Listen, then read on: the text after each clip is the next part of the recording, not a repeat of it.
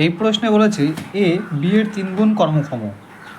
একটি কাজ A B এর থেকে 20 দিন আগে শেষ করে, তারা একত্রে কাজটি কতদিনে করবে?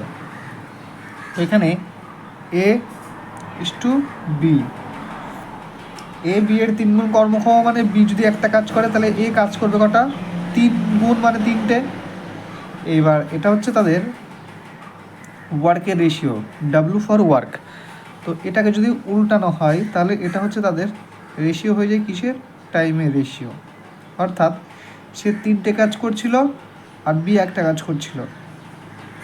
আর যখন এটাকে উল্টে দিলাম তখন বলতে পারি যে এ যদি 1 ইউনিট টাইমে কাজ করে তাহলে বি সেই কাজটাই করতে 3 ইউনিট টাইম নেয়। এইবার এখানে তাদের টাইমের মধ্যে পার্থক্য কত? তো বি যদি 3 ইউনিট সময় নেয়, এ নিচ্ছে কত ইউনিট সময়? 1 ইউনিট সময়।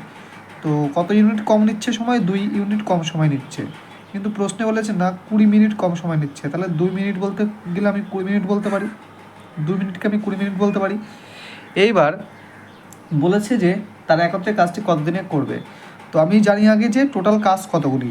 তো 2 মানে যদি 20 হয় তাহলে 1 মানে কত হবে? তো 1 মানে অবশ্যই হবে 10। তো দেখুন তাহলে এ কত মিনিটে কাজটা করছিল? 1 ইউনিট টাইমে কাজ করছিল, তাহলে 1 মানে 10। তাহলে আমি বলতে পারি যে এ 10 মিনিটেই কাজটা করছিল। তো এ যদি 10 মিনিটে কাজটা করে, এ প্রত্যেক মিনিটে কটা করে কাজ করছিল? অনুপাতে 3টে।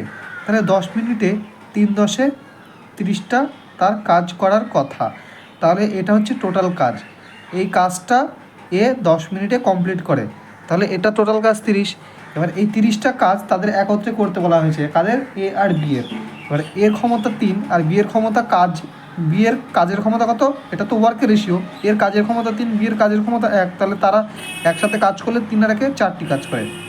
তো এটাকে 4 দিয়ে ভাগ দিলে আমরা টোটাল কাজকে 4 দিয়ে ভাগ দিলে আমরা পেয়ে যাব।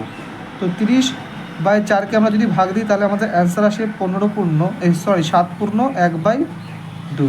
তাহলে এই প্রশ্নের উত্তর হয়ে যাবে 7/2।